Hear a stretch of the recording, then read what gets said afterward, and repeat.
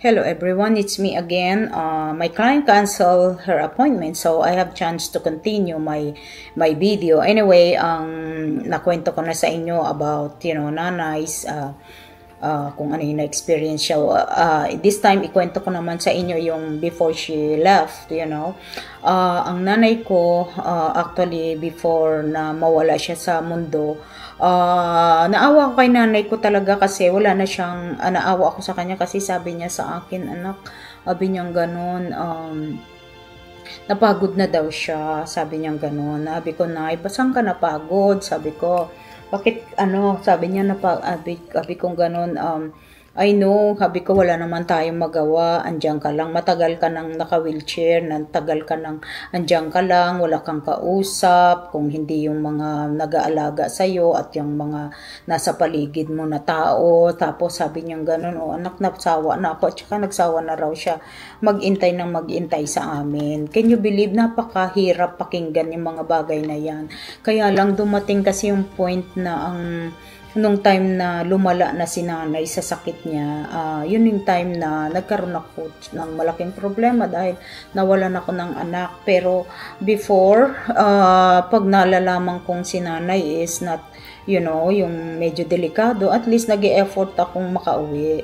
Kaya actually, ang hirap-hirap kong umuwi talaga kasi nung nag-aaral pa yung anak ko. Pero yung natapos ang anak kong mag-aral, sabi ko, pwede ko na siyang dalawin. Nag-plan na ako ng every year, pwede ko na siyang dalawin. Kahit papano magkita kami, ng personal. Kahit na pag umuwi din ako, ang dami-dami ko namang ginagawa, ang dami namang errands.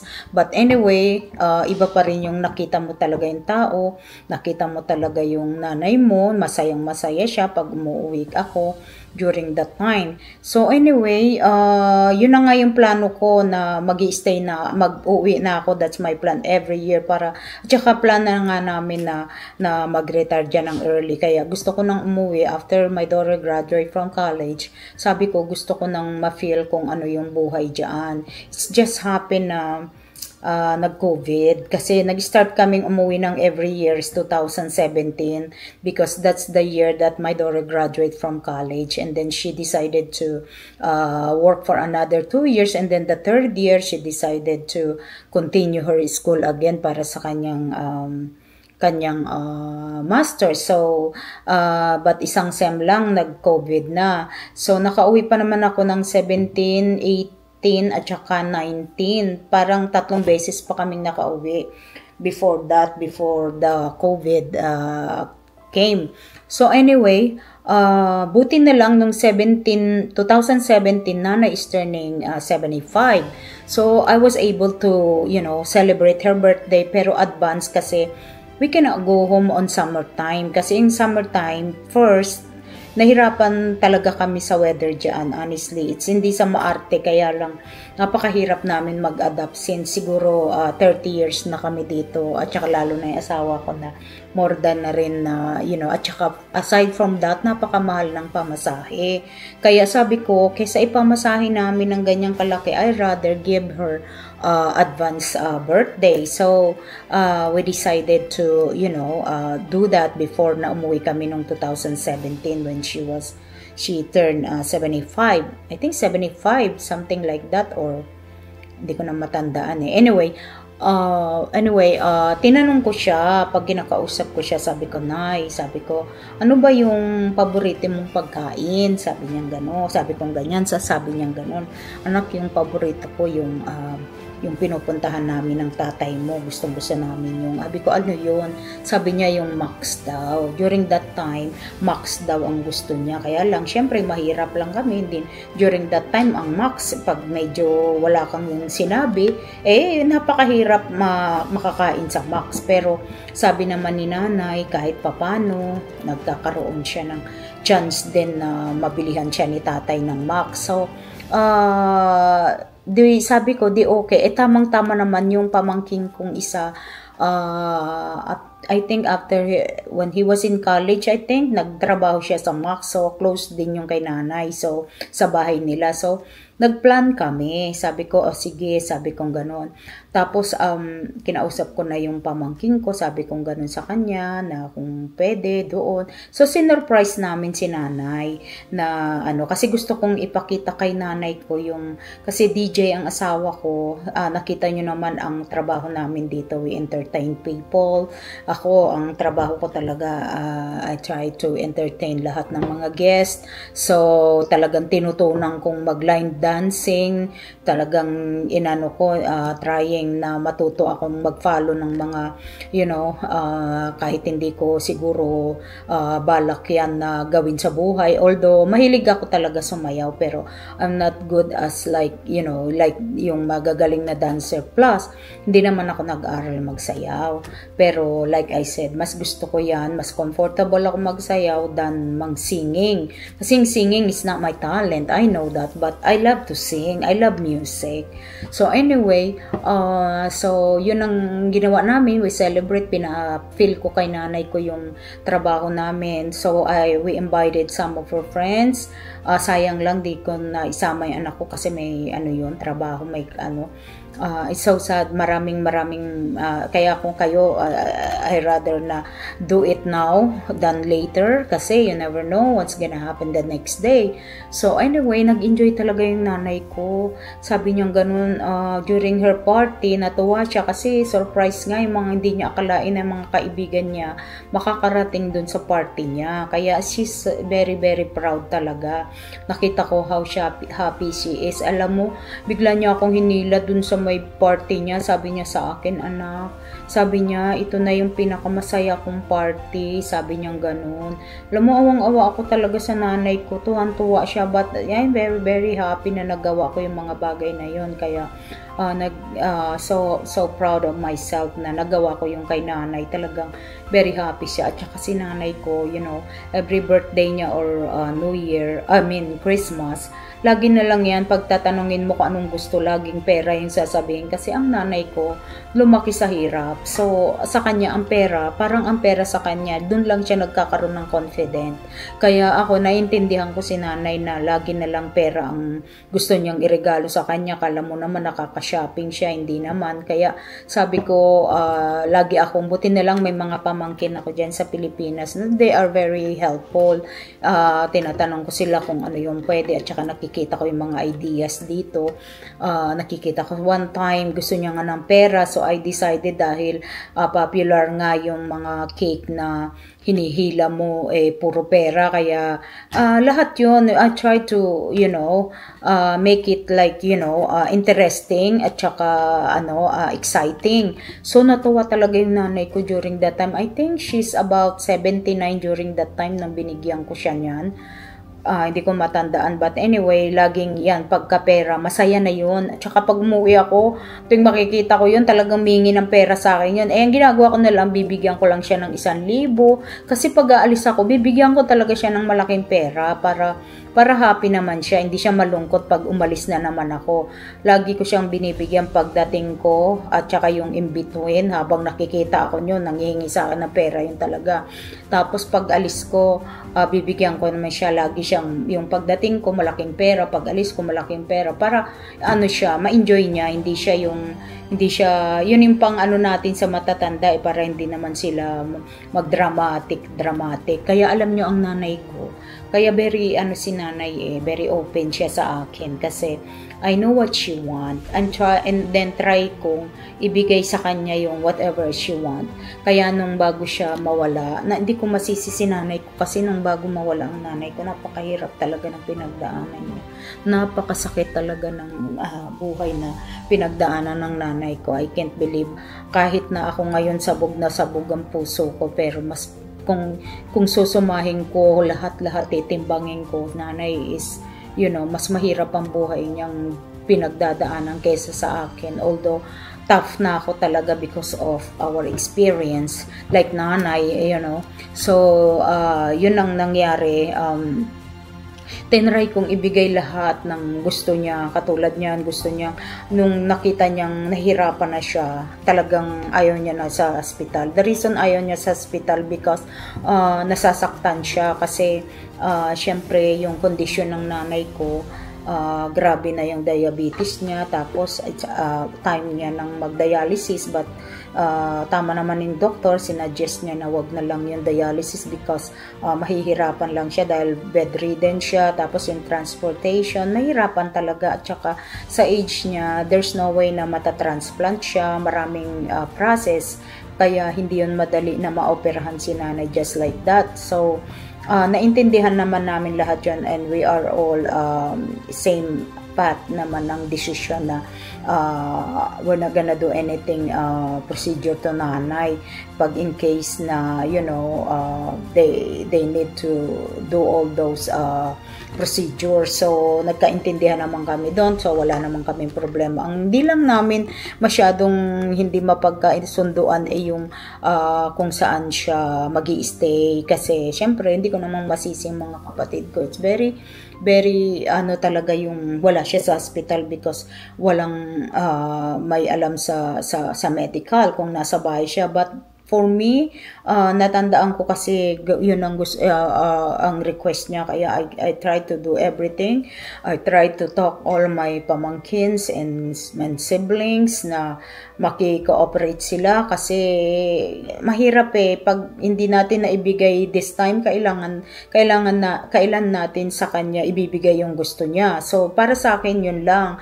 Tsaka ang kagandahan lang, I was able to talk to my nanay before.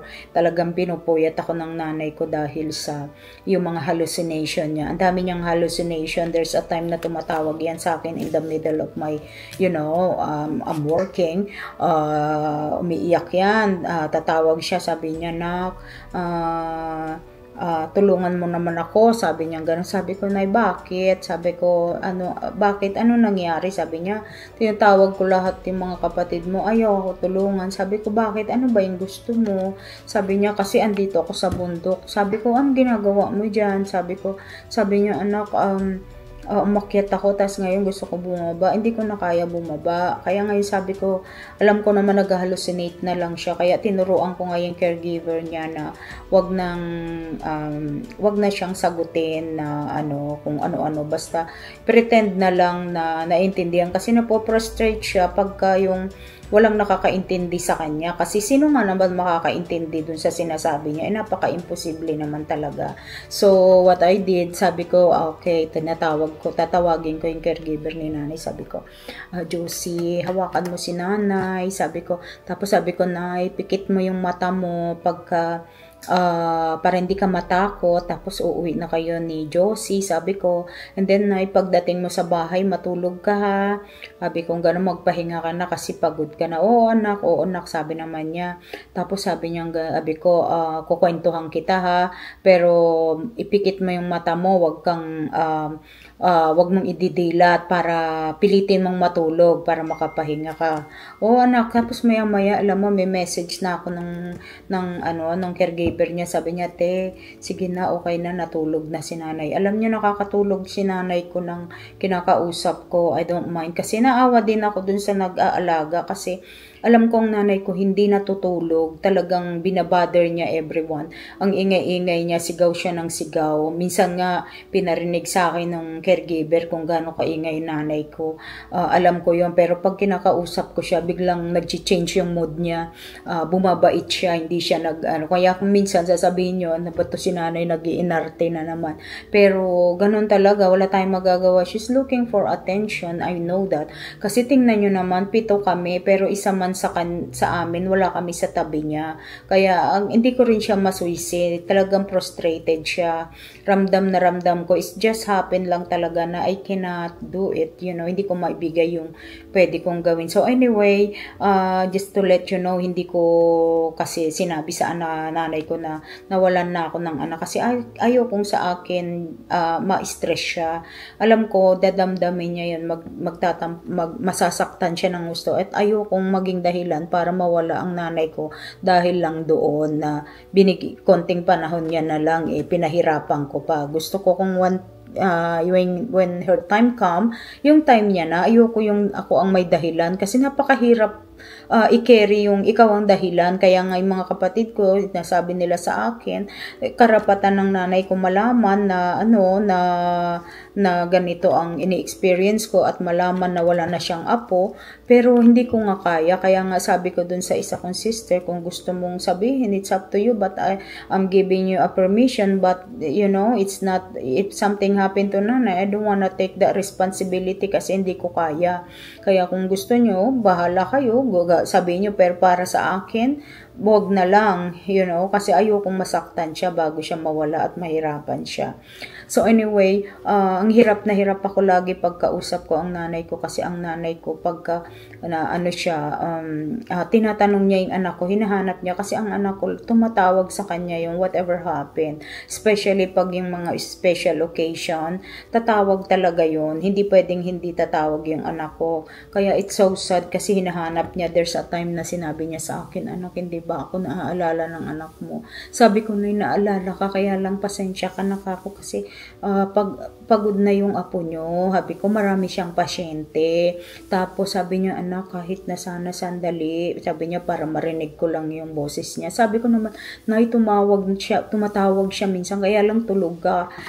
Pagka gano'n, nagagalit siya sa nag-aalaga kasi sabi niya, sabi ko sa'yo, gisingin mo ako pag tumawag yung mga apo ko o kahit sino sa kanila. Sabi niya, sabi ko naman, Nay, sabi ko, hindi pwede. Sabi ko, ang utos ko sa kanya, Nay, pagkatulog ka, wag kang iistorbohin kasi pagod ka. Ginaganon ko na lang, inuuto ko na lang. Tapos, there's a time na hirap ako talaga pag wala akong naisasagot na sa kanya. Hinahang up ko yung phone. Basta ang utos ko sa caregiver, pag hindi ko na kayang sagutin yung mga tanong ni nanay, at ako'y na-overwhelm, sabihin mo nawalan ng signal. Kaya ganun na lang ang ginawa ko. Kaya alam nyo, habang tumatagal, hindi nyo alam kung gaano kahirap kung nagsisinungaling sa nanay ko. Pero may bilin ako doon sa may caregiver. If something happen na you think hindi ko na aabutan si nanay, sabihin mo sa kanya yung nangyari sa anak ko, sabi ko. So, yun ang usapan namin. But anyway, kaya nung malapit na si nanay, talagang yung caregiver, talagang ako yung una niyang tinawagan. Kasi ang nanay ko, honestly, that's the only good thing na ano ko kay nanay kasi very comfortable siya sabihin sa akin lahat ng problema niya. Lahat ng, she even have chance to ask forgiveness sa akin kasi sabi niya sa akin na alam ko marami akong mali, ganto. Naawa talaga ako sa nanay ko. Sabi ko, Nay, wala namang taong hindi nagkamali, lahat naman tayo magkakamali. Sabi kong ganun sa kanya. Lahat naman tayo, hindi natin alam yung kung desisyon natin ay tama. Kaya hindi naman tayo, tao lang tayo, lahat tayo may mga wrong decision. Alam mo, awa ko kay nanay ko kasi sabi niya, anak, alam ko may mga kasalanan din ako, ganito. Sabi ko na hindi ka naman santo para hindi ka magkasala. At saka sometimes, sabi ko sa kanya, minsan, ang pagkakasala, sometimes, hindi naman natin kagustuhan, pero nangyayari. Kasi yun nga talaga, yung kwento ng buhay natin, sabi ko sa kanya. Tapos, lagi niya akong tinatanong na, masama ba akong tao? Sabi niya, bakit ako pinapahirapan ng ganito? Sabi niya ganun sa akin. Sabi ko naman, Nay, hindi. Sabi ko, hindi ka masamang tao. Sabi ko, tumanda ka lang. Parang sasakyan yan. Pag matanda na, syempre, gumigive up na yung katawan. Sabi ko ganun sa kanya. Oo nga anak, pero sana mag-iingat kayo. Sabi niya kasi, sana huwag niyong danasin itong dinadanas ko. Talagang sobrang hirap. Sabi niya ganun sa akin. Sabi ko naman, I wish na hindi tayo pare-pareho ng kapalaran, pero hindi natin nga alam kung anong way din, kung anong end natin dito sa buhay. Minsan iniisip ko, hindi ko alam kung ano ba yung tama, yung mabilisan or naghihirap ka pa. Hindi mo alam wala ka namang control pagdating dyan. Sabi kong ganun kay nanay ko. Basta si tatay, ang Diyos lang ang may, may control sa lahat. Ngayon, there's a time nga na kinu-question ko si nanay, sabi ko, kasi tinitingnan ko kung feeling ko na si nanay na kung malapit na siya mawala. Kasi sabi ng iba, pag malapit na, andyan na yung mga nakikita, yung mga nawala ng tao. Lagi ko siya tinatanong, Nay, sabi ko, may nakikita ka ba sa paligid mo? Sino yung nakikita mo o napapanaginipan mo? Sabi niya, wala naman anak, pero one time, sabi niya, meron akong nakitang lalaki, sabi niya, kasi nawakan niya ako sa braso, sabi niya gano'n, alam ko si tatay mo yun, kasi alam ko yung hawak niya, sabi niya, si tatay mo yun, sabi ko, biniro ko pa nga sinay, sabi ko sa'yo, hindi ka iniiwan ni tatay, andyan lang siya, niintay ka lang niya, sabi niya, pero bakit niya kasi ako iniwan, sabi ko, Nay, kasi kailangan kanyang iwanan, dahil pag sinama ka niya, paano kami mabubuhay, sabi ko, kaya sabi ko, kaya tingnan mo, sabi ko, di ngayon, pwede ka na magpahinga kasi maayos na kami, wag na ka nang mag-alala sa amin, sabi kong ganun sa kanya. Tapos nung sabi niya, tapos anak, sabi niya, nung nakita ko yung tatay mo, may lumapit sa akin na batang babae, sabi niya, hinalikan ako sa noo. Kaya sabi ko, oh my God, sabi kong ganun, para bang, hindi ko alam saan ako maniniwala kung totoo ba o what kung totoo man, sana nga I wish na totoo talaga yun. So dumating yung mga point na ganyang mga salita ng nanay ko sa akin na na sabi niya ganoon, 15 years lang ako nag-enjoy sa buhay ko, sabi niya, since kasama ko si tatay, pero iniwan niya ako agad, sabi niya, kaya tapos na yung mga maliligaya kong araw noon, yun lang yung time na naging happy ako, sabi niya. Tapos ngayon, sabi niya, nalulungkot daw siya kasi napagod na raw nga siyang magintay sa amin, sabi niya ganoon. Nakakaawa talaga ang tumanda, talagang hindi mo masabi kung sino kung ano yung tama at saka mali, kaya mahirap, kung ano na lang yung kaya nating magawa, gawin, kung hindi, wala tayong magagawa talaga doon, walang control. Kaya nga sabi ko, Nay, wala naman tayo kung magagawa, kasi sabi ko sa kanya, let's say, andyan kami lahat sa tabi mo, paano ka namin sa ngayon ipoprovide kung andyan nga kami sa'yo, wala naman tayong kahit ano, hindi ka namin mapagamot. Naniniwala naman siya, oo nga anak, buti nga andyan kayo, kung hindi, siguro matagal na akong wala, ganto, yan ang sinasabi niya. Pero, it's really hard. Ramdam ko ang magulang na naghahanap ng anak. Hindi yun madali. Talagang very, pero wala tayong magawa, especially nga ako, like me, talagang ang dami-dami kong hirap na tiniis, hindi ko sila nakita for the last time. Alam nyo, kung minsan sasabihin ko sa sarili ko, napakasama akong tao kasi last minute hindi ko sila tiningnan, hindi ko sila nakita. Pero anong gagawin ko? Saan ako lulugar? Hindi ko alam. Kaya hindi ko bahala na kung anong magagawa ko, hindi ko naman pwedeng sisihin ang sarili ko kasi pagod na talaga yung utak ko, tapos sisihin ko pa yung buhay ko, yung mga desisyon ko. I have no choice kasi talagang ang choice ko lang is kung ano lang yung saan lang ako dalahin, ganun lang. But anyway, I was able to, hindi naman ako to provide her kahit papano. I'm pretty sure happy si nanay ko na nawala siya kasi talagang narinig ko lahat ang magagandang salita sa nanay ko during the time na malapit na siyang mawala. Kaya I'm so happy kung nasaan ngayon si nanay ko. I'm pretty sure she's very happy, and I'm pretty sure kung totoong may second world, my other world, I'm pretty sure she's taking care of my daughter.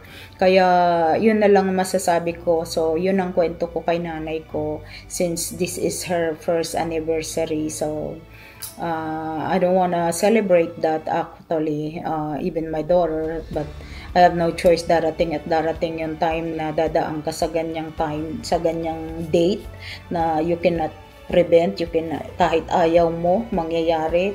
So anyway, hanggang dito na lang muna uli. So till next again, I hope na na-enjoy nyo yung kwento ko. I know it's very very sad, but I'm pretty sure may mga aral din kayong makukuha na sana kung ngayong nasa reality tayo, gawin natin everything ng best for us, for everyone. Okay, so till next again, and like I said, thank you so much for your support, for watching my videos, And thank you so much for the subscribers na nagpa-follow sa akin. Nakikita ko naman ng mga views. Thank you so much sa mga magsusubscribe pa, mga bagong nakakapanood nitong aking video. So till next again, please share and comments, and don't forget to hit the notification. Okay, thank you so much, and take care everyone, and God bless us all. Take care. Bye.